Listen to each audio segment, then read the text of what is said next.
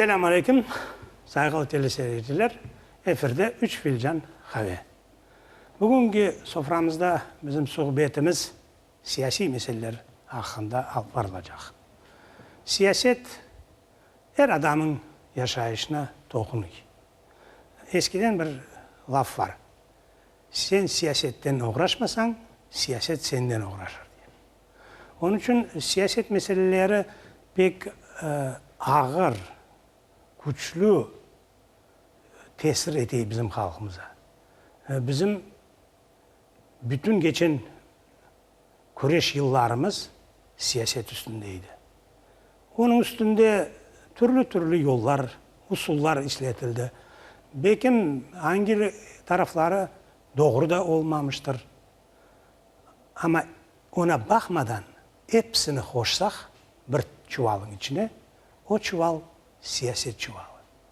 Bugünkü maksadımız şu siyaset yollarında joyulmayıp, kendi varlığımızı, kendi Kırım Tatarlığımızı, medeniyetimizi da uzak devirlere alıp gitmek.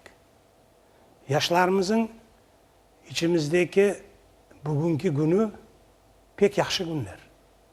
Onlar tınçlar, vetandalar, elinden gerek çaresi olan şeyleri yapaylar. Lakin biz onların içine kendi gidişatımızı, kendi maksatlarımızı sindirmek gerekmiz. Şu meseleden bugün soframıza biz Halk Hareket aktif işlep vargan arkadaşlarımızı teklif ettik. Onlardan bugün şu mesele hakkında paylaşmaya isteyik. Bugünkü misafirde Reşat Ağa Abdülazizov. Eski halk hareketçisi. Hoş geldiniz. Allah razı olsun. İkinci misafirimiz Enver Seydametov. O da halk hareketinin aktif iştirakçısı. Hoş geldiniz Enver.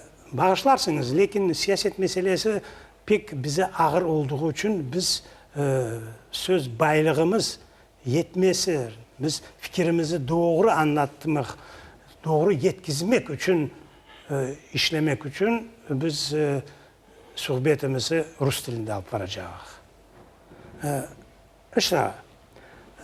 Если посмотреть на историю национального движения, то мы видим, какой огромный, труднейший путь был сделан как активистами национального движения, так и всем народом.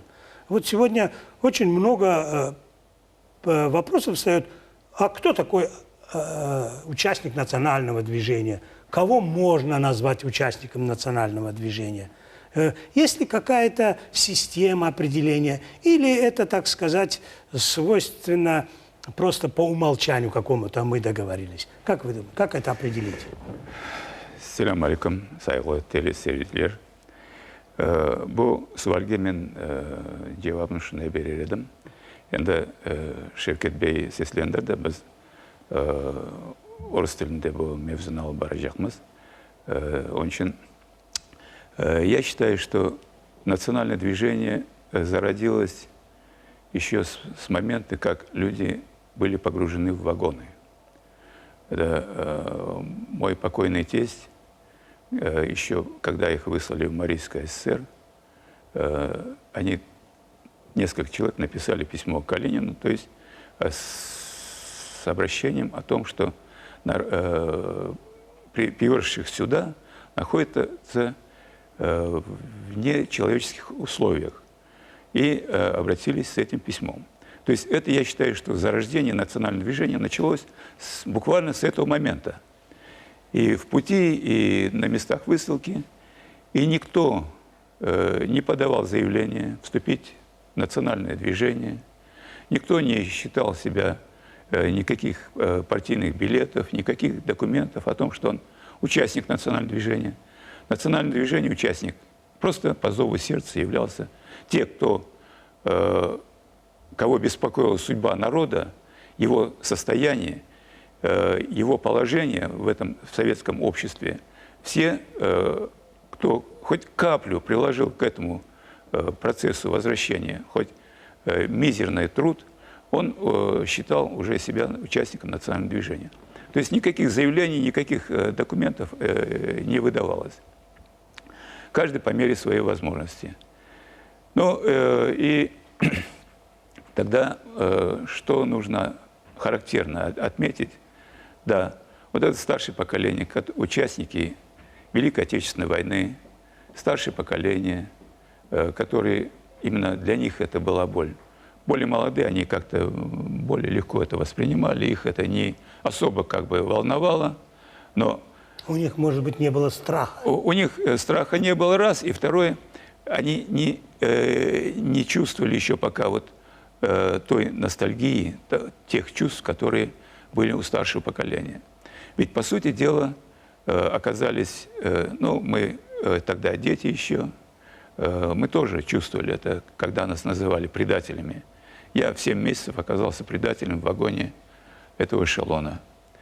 И как могли эти женщины, эти старики, эти дети быть предателями, когда их отцы, братья, сестры умирали, погибали за советскую власть, и когда они были обвинены и высланы за пределы своей национальной родины. Да, Ришта, это понятно, да. Мы понимаем, что вот это клеймо, которое было несправедливо навешено на наш народ, мы сегодня гордимся, что наконец-то указом президента Российской Федерации с нас это клеймо официально сняли.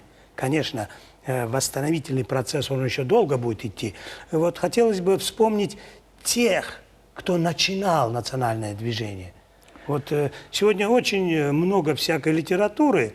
Вот непосредственно вы с кем контактировали, как вы считаете, кто начинал это наше движение? Ну, это уже всем известно, что Рахмет Джипар Акимов, Бекир Османов, это родоначальники этого движения.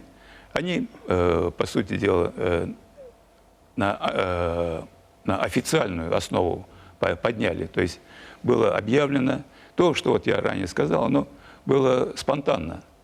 А это уже было организовано. И тогда началось по всем местам. Вот мы тогда еще дети присутствовали на этих собраниях. Не все мы понимали, не все оценивали так, как оно должно быть.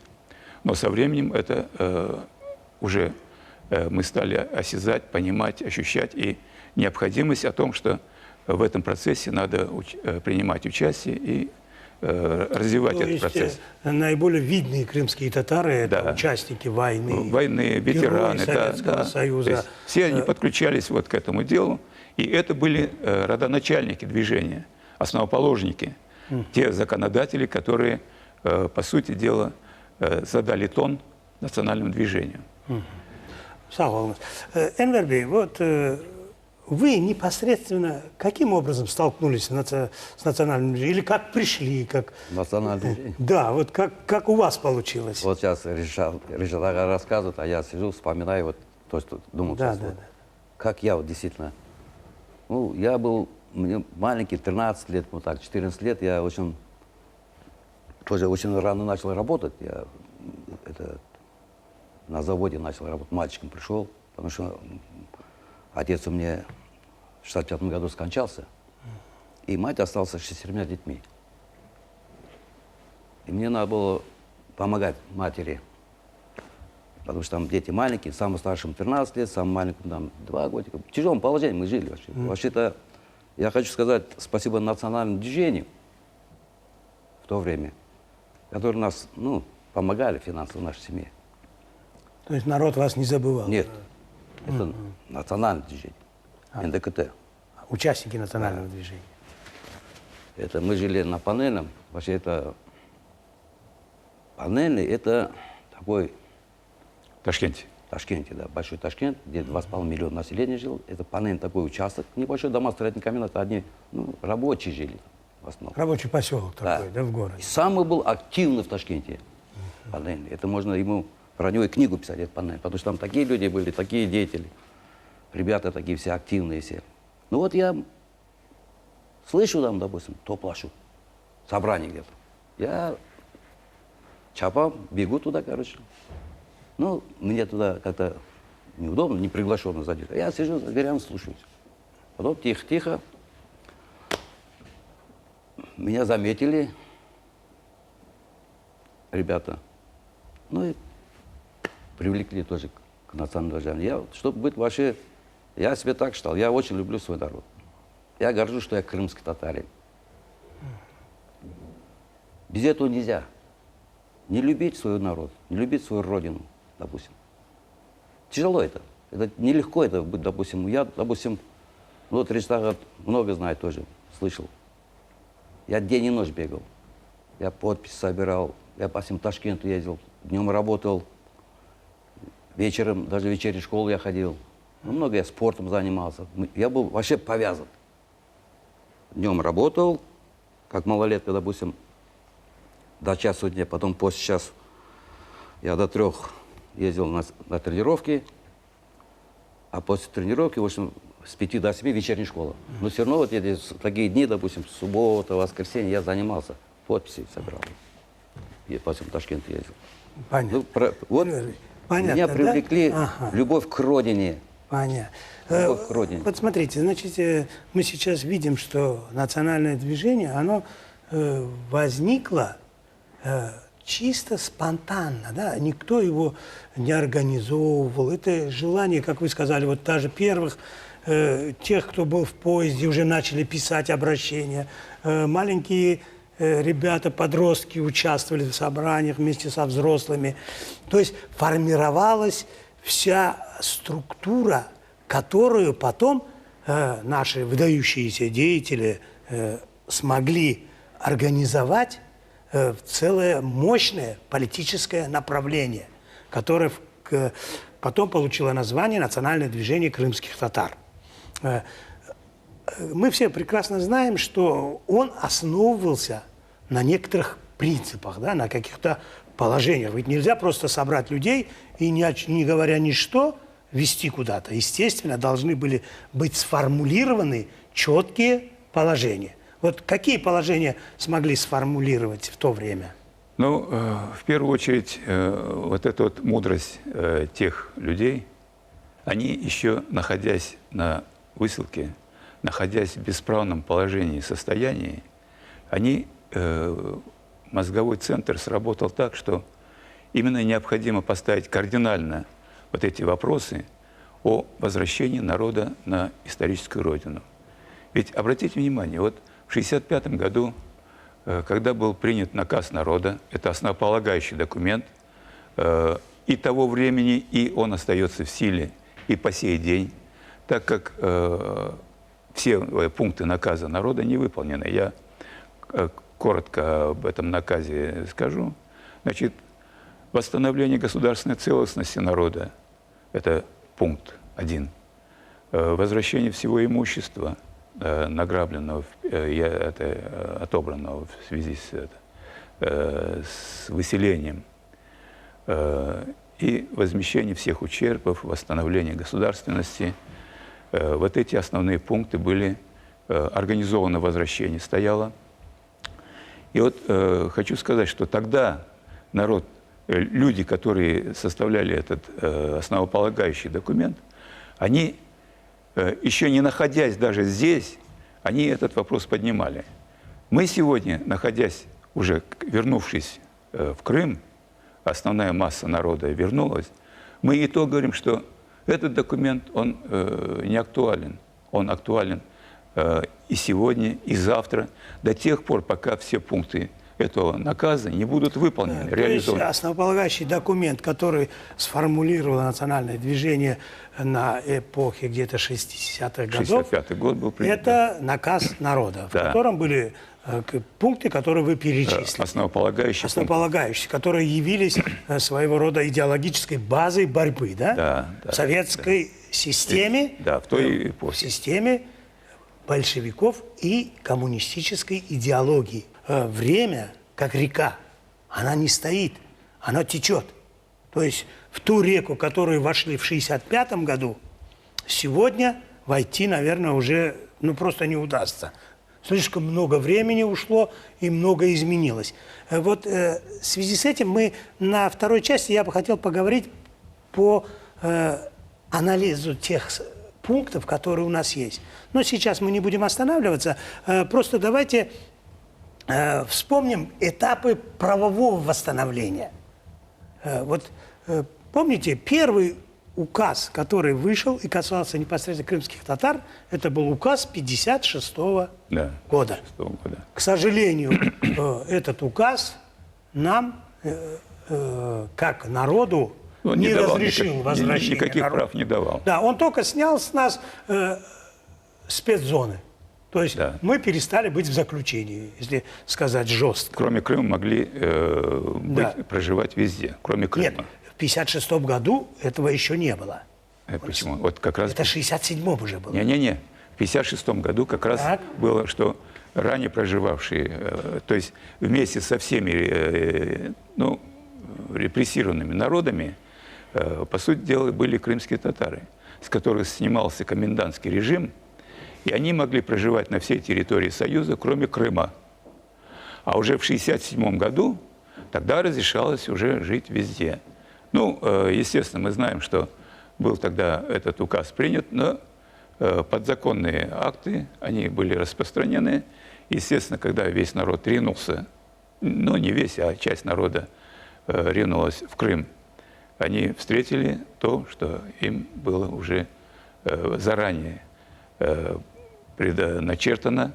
То есть вот эти указы 1956 и 1967 года кардинально положение крымских татар не меняло. Не изменили. Да, да. Единственное, что вот это вот комендантский режим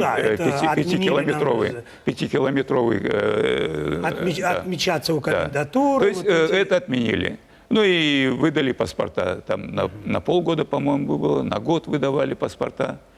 А 1967 год как бы разрешил проживать всем крымским татарам в Крыму.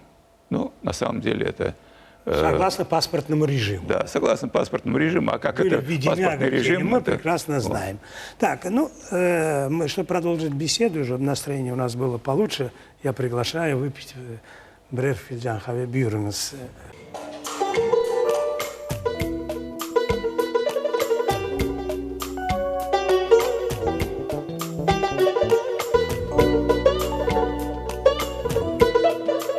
Итак, Ришта, вот мы сейчас рассмотрели вопрос о том, что к середине 60-х годов основные принципы национального движения были сформулированы, определены, как вы сказали, наказ народа, который позволил требования народа уже выразить, озвучить и в четкой форме выставить на всеобщее обозрение. Естественно, такой мощный акт не мог остаться без последствий. И мы видим, что указ 1967 года, скорее всего, это и есть ответ на выработку вот этого наказа. Да. Это один из серьезных моментов. Да. То, что они вынуждены были отреагировать. Процесс пошел дальше. Мы видим, что, естественно, те силы, которые не хотели возвращения крымских татар в Крым, они были и в Москве, и на Украине, и в Узбекистане. Они приложили массу усилий, чтобы процесс не начался. Всячески тормозили. Естественно, конечно, любыми способами, начиная от работы, от идеологии, от милиции, все были против. Вот этот период с 1967 года и до конца 80-х, это ведь тоже большой период борьбы. Конечно. Причем очень сложной борьбы, да? И вот в это время мы должны, наверное, подчеркнуть особую роль нашего выдающегося деятеля Юрия Бекировича Османова, который, мне кажется, взял на себя всю тяжесть идеологической борьбы с государственной машиной. Расскажите, пожалуйста. Ну вот, я немножко в движении, я, в общем-то, пытался найти вот себя. И тогда одна группа, другая, третья, все вот были, но так вот, где я мог бы с полной ответственностью и сказать, что да, вот эта позиция мне наиболее приемлема. И вот это вот, ну, я не был сторонником того, что простите нас, мы виноваты, но верните нас на родину. Однозначно против этого был. Хотя приходилось присутствовать вот на таких встречах. И таких, как диссидентское направление, я тоже не приветствовал никогда. То есть нас должны были реабилитировать и восстановить в наших правах только тот орган, который нас, по сути дела, поставил в эти условия.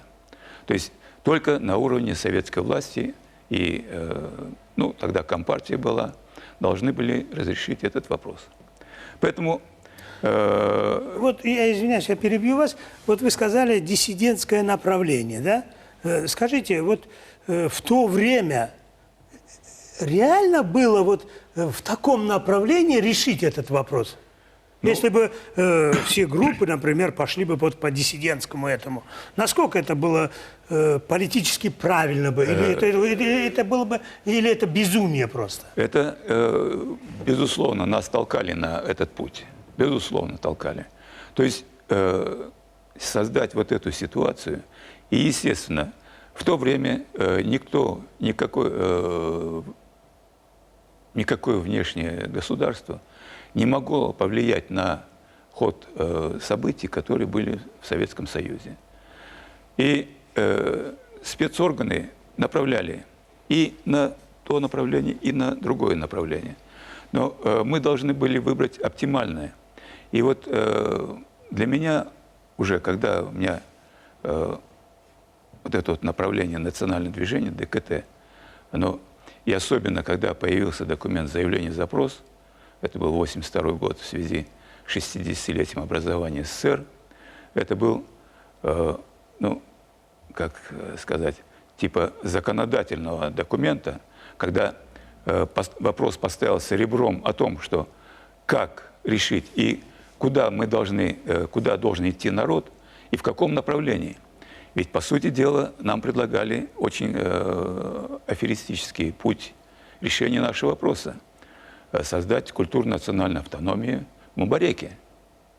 Когда направляли и студентов, но мы свидетели вот этого всего, студентов будете направлены туда, потом получите диплом об окончании учебного То есть заведения. первоначально советская власть хотела решить крымско-татарский вопрос, образовав некую автономию мифическую в Мубарекской зоне. Да, да. Вот таким образом хотели они как бы решить вопрос.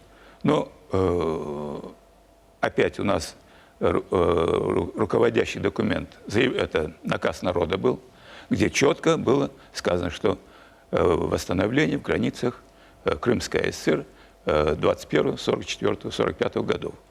Поэтому мы категорически вот это заявление, запрос с двумя приложениями, по сути дела, отразил суть, к чему может привести решение вопроса таким образом.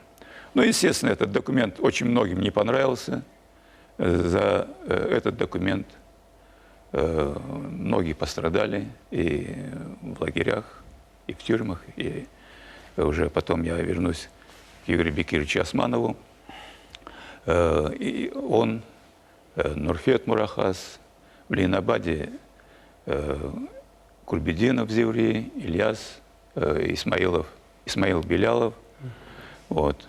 По 3 года получили. Они все были осуждены за этот документ? Да, за этот документ. Именно за этот документ. Ага. Ну, мы тоже с Халилом Беляловым тоже попали под эту раздачу. Но основную тяжесть, конечно, понес Юрий Бекирович Османов. Я на его суде выступал в качестве свидетеля. И хочу сказать, что у меня первое личное знакомство было с ним на суде. Когда, ну, видимо, ожидали от меня каких-то других выступлений, но после суда мне был приговор, частное определение вынесено. Но хочу сказать, что для них очень был больной вопрос о том, что делать с Османовым, с Юрием Османовым. И поэтому буквально за день-два до окончания срока его определяют в психиатрическую больницу. Это уже Особый какой режим. год? Это был 67-й год. 87-й. 87-й год. Ну, в суд, психбольницу его осудили после отбывания срока. Да. И еще 2 дня, когда оставалось до Прям окончания. в зоне его Да, осудили. в зоне. То есть не выпустили. Да, в прям зоне в зоне Просто его. продолжили, только в другой форме. И если тюремное заключение имело срок, то здесь было бессрочно. Да, понятно. Благовещенским он сидел. в Благовещенском. Смотрите, мы вот сегодня говорим о национальном движении, ведь национальное движение, оно прошло несколько этапов, да? Да. Мы можем вот нашу борьбу со времен депортации до сегодняшнего дня разделить условно, конечно, на 3 этапа. Первый этап – это советский период, который заканчивается с развалом Советского Союза и изменением и возникновением новых государств. Вот второй период мы можем определить как украинский период. Это жизнь народа во времена независимой Украины. И третий период, он начинается уже со времен вхождения Крыма в состав России, проведения референдума, проведения перехода Крыма, Состав. да, включения его в Конституцию России. И поэтому, вот смотрите, политическая деятельность на каждом этапе можно дать оценку только по результатам. Вот берем советский период.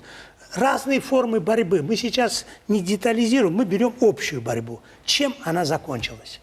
Закончилась тем, что в 1989 году Верховный Совет Советского Союза принял специальное постановление по крымским татарам. То есть результат борьбы налицо. Да. Плохо, хорошо, кто как был, мы сейчас не анализируем. Мы смотрим на результат. Значит, тот период борьбы мы можем себе приписать большим плюсом.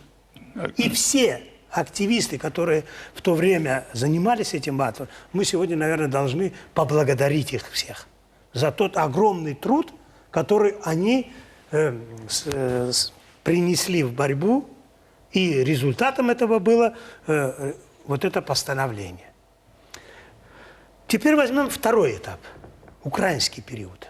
Давайте попробуем хотя бы вот, схематически, потому что детально анализировать это нужно время. Смогли ли мы за этот период добиться каких-то результатов? Энвер Бей, не дейсинес. Вот вы на себе, вы уже были здесь. Каких-то результатов вы почувствовали? При Украине Да. одни проблемы. Приехал, допустим, в 2005 году. Значит, это документы надо заново нам. Да? Там вид на жительство, туда-сюда. Жилья нету, ничего нету. У меня на сегодняшний день тоже ничего нету. Я вот настоящий крым-татарин, у меня ничего нету. Были такие. На работу, я работал, последняя моя работа в Ташкенте, я работал руководителем коммунального хозяйства. Я неплохой специалист по коммунальному хозяйству. Был в Ташкенте. Приехал сюда, вопрос не решен, понятно. Вопрос-то не решен и так, и так. Но при Украине, допустим, Вас встретили где-то, какие-то показали нормативные документы. Хлеб с солью принесли. Да, участок дали сразу. Это, знаете, Израиль хорошо работу поставил, когда своих этих народ завозил, допустим, в Израиль, они все условия создавали им.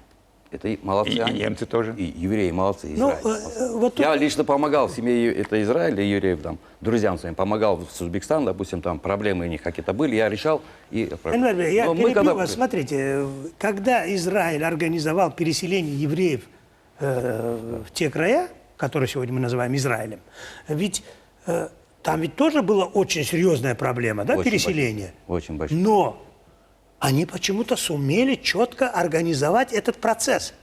Я где-то прочитал, значит, каждому переселенцу, который прибывал в Израиль, было положено небольшой домик из 2 комнат,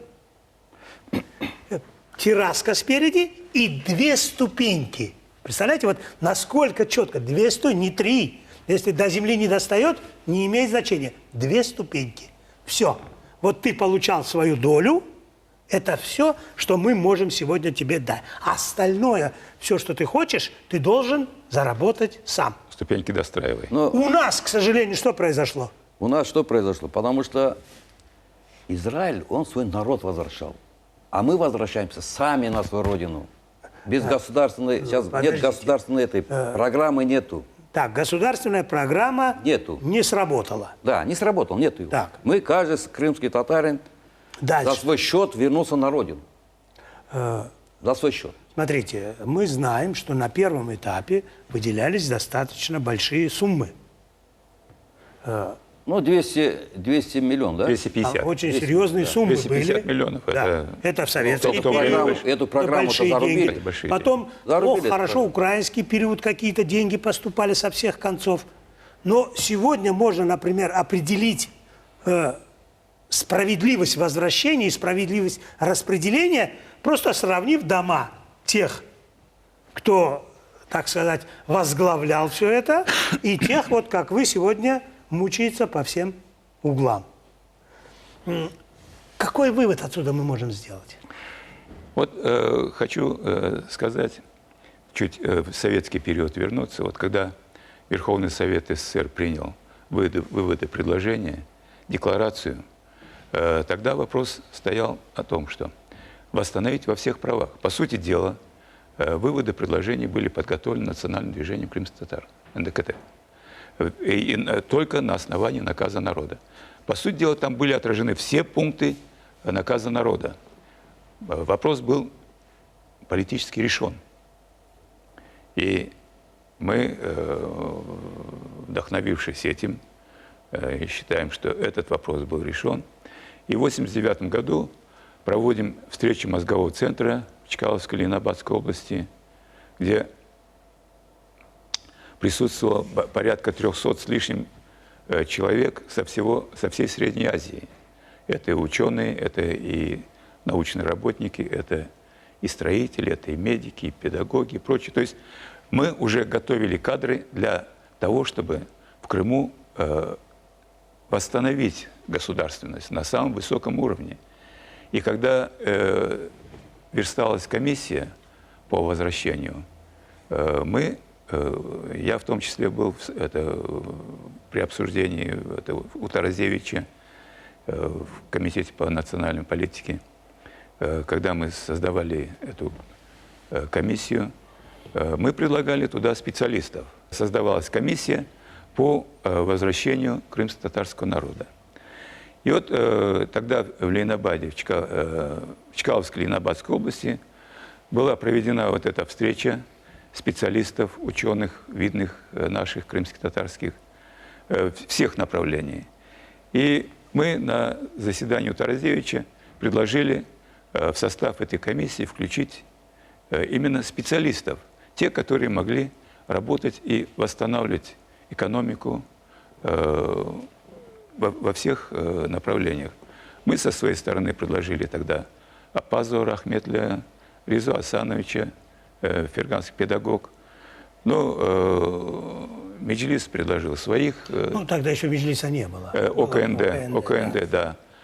Предложили своих. То есть московские представители крымских татар, московские, они тоже своих. То есть худо-бедно в течение длительного периода мы порядка, чуть ли не 6 часов вот это вот перетягивание было, но сформировали.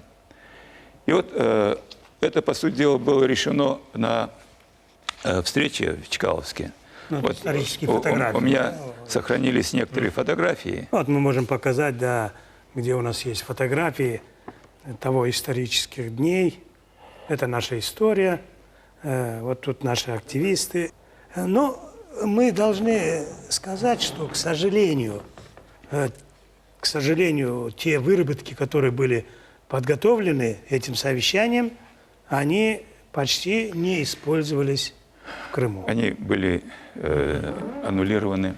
Да. Но была проделана большая работа. И вот уже с советского периода, и уже когда местные руководители Крыма, так называемые, организовали воссоздание Крымской ССР, по сути дела, они, коль не сумели поставить на нужное им русло, они решили его возглавить. И это им, ну, естественно, мы не могли противопоставить этому механизму свое, хотя были сделаны все. КПСС тогда была уже бессильна, Советский Союз на грани был развала, распада. Поэтому неоднократно наше обращение и в Совет Министров, и в ЦК КПСС, и в Верховный Совет, это была агония. Конечно, там уже ничего не решали, и каждый там думал о себе. Когда были выделены 250 миллионов рублей, в то время это большие деньги, и когда пытались наложить лапу на 50 миллионов для нужд Крыма, естественно, Юрий Бекирович категорически встал против, что ни одна копейка из этой суммы не уйдет на сторону и только на целевые деньги, а не на возвращение, на программу возвращения крымско-татарского народа. А вот здесь у меня один такой вопрос, в котором я... Все-таки программа возвращения, которую пытались в то время реализовать, она была какая-то утопическая, что ли. Вот я помню, тогда я еще был молодой, разговоры. Мы должны построить для крымского татарина такой дом, чтобы он больше не приходил и не просил. Вот такая постановка сама вопроса. Насколько была правильной? Как это можно было? А кто такую постановку ставил? А вот была такая постановка в Госкомнате, Рескомнат тогда был. И я помню эти строительства этих домов для каждого переселенца, которые, если бы этот процесс продолжался, он еще 500 лет продолжался бы.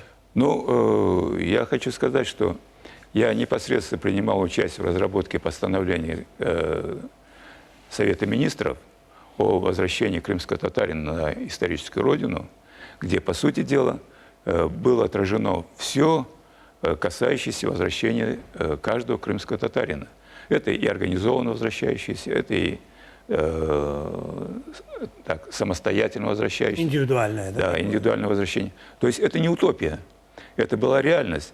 Мы уже и с этими леспромхозами договорились о том, чтобы завозить материалы. Нет, дело в том, что это было подготовлено в советский период. Да. А да. Пытались реализовывать его это уже в украинский период. В украинский период. Вот этот вот разлад, скорее всего, и привел к тому, что ни толковое использование денег не было возможно, ни справедливости никакой, конечно, не было, потому что кто-то успел отхватить большой кусок, а кому-то вообще ничего не досталось. Вот исходя из этого периода мы понимаем, что капитализм, который пришел на смену советской системе, он, естественно, дал себя знать. Мы оказались не готовы к этому. Справедливую систему внутри себя хотя бы нам не удалось сформулировать. Возглавили какие-то тщеславные, алчные люди, которые больше думали о себе и о своем окружении. Бог судья. Да, ну, Бог как судья. было, мы теперь это не да. изменим. Давайте попробуем перейти к сегодняшнему дню теперь. Вопрос сегодняшнего дня нам необходим для того, чтобы мы со своим народом все вместе четко сформулировали те принципы, на которых мы будем строить нашу дальнейшую жизнь. Смотрите, вот вы сказали, в наказе народа было положение о восстановлении государственности. Я специально перед нашей встречей поднял документы, указ, и к нему есть еще дополнение, которое обычно многие не знают и не читают. Это было к закону 91 года. В России в 91 году был принят закон о реабилитации репрессированных народов. Это, к сожалению, в то время оно относилось только к российским народам, которые жили в России. К крымским татарам оно не относилось. Вот указ 2014 года, подписанный президентом Путиным, как раз ставит или открывает возможности приоткрывает для использования. Смотрите, возьмем Крымскую ССР, на которую мы так любим ссылаться. Хотя это несравнимые вещи, потому что там система, идеология совершенно другая. Сегодняшние государственные принципы совершенно другие. Но восстановление Республики Крым, Крымская АССР, если мы сравним конституции, где даются какие-то определенные права каждому жителю республики, есть. Сегодня крымские татары, согласно Конституции Республики Крым и Конституции Российской Федерации, достаточно защищены как жители.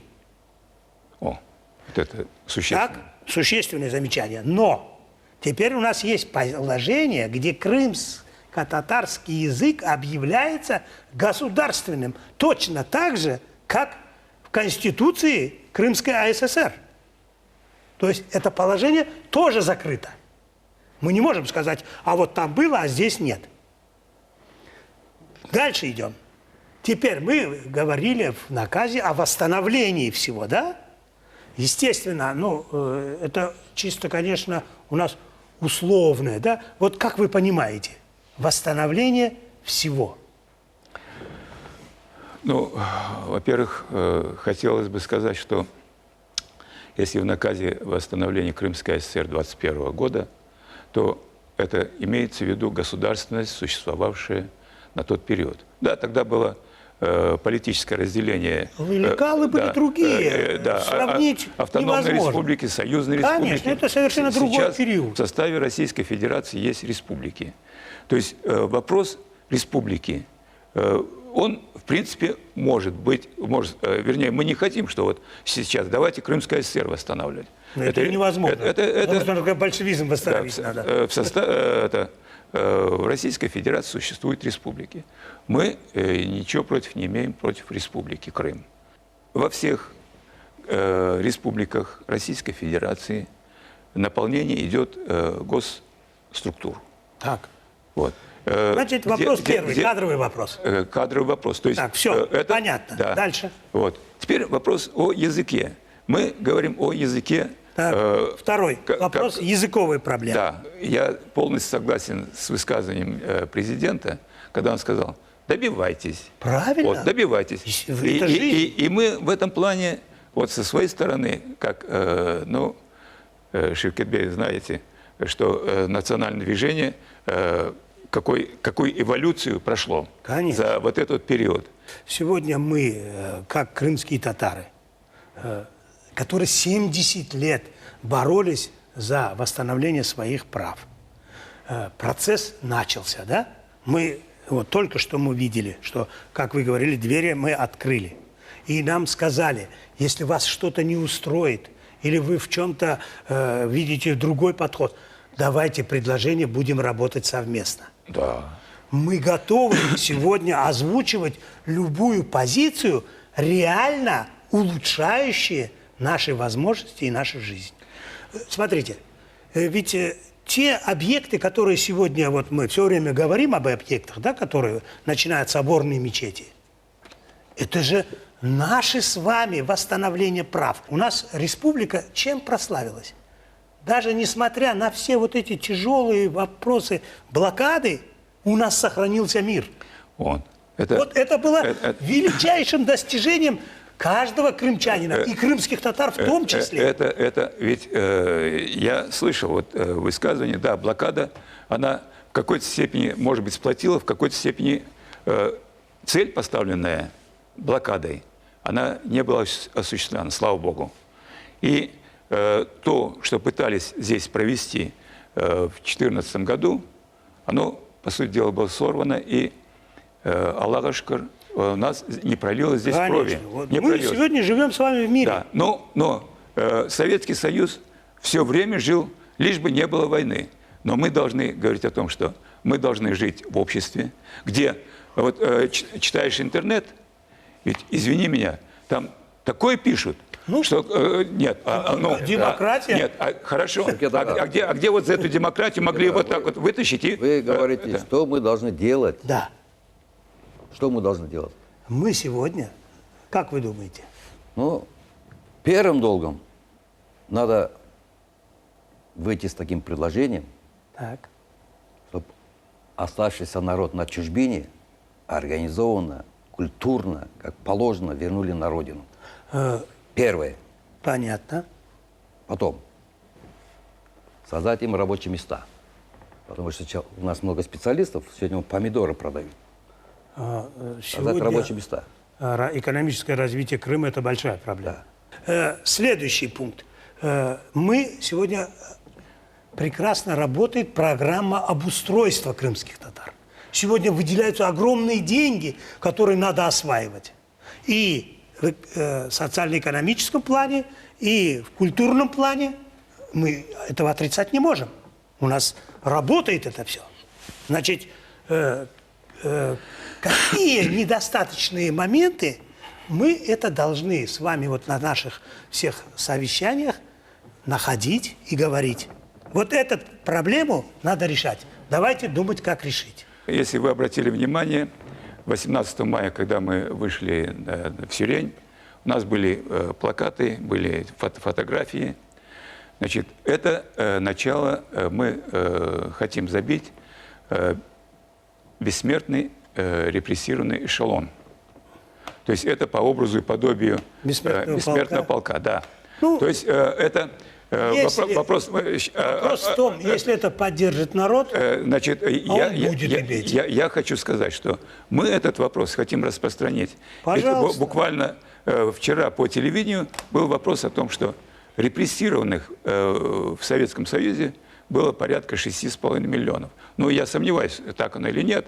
Но во всяком случае, этот процесс мы уже приняли и положение по этому никто вам запрещать это не имеет права, пожалуйста. Вы хотите организовать? Пожалуйста, на юридической пишите основе. заявление, делайте, и никто вам не запретит. Мы хотим то есть мы уже разработали это положение. Все понятно, вот, хорошо. И хотим распространить это по всему Крыму. Яхши, я понял. Значит, сағолыңыз, мы попытались приоткрыть те проблемы, которые волнуют сегодня всех крымских татар. Удалось или нет это судить нашим телезрителям. Но я надеюсь, что мы на наших дальнейших передачах будем более детализировать и углублять проблемы решения, которые у нас сегодня всех волнуют. Saygılı teleseyirciler, bizim sohbetimiz sonuna yetti. Sizin bize verilecek sualleriniz olsa, biz kızıkarlıktan onu dinleyerek ve kendi teleyayınımızlarda şu suallerge cevap vermeye hazırlanırız. Bugünkü sohbetimiz bitti. Sağlıkla kalınız. Görüşkünce.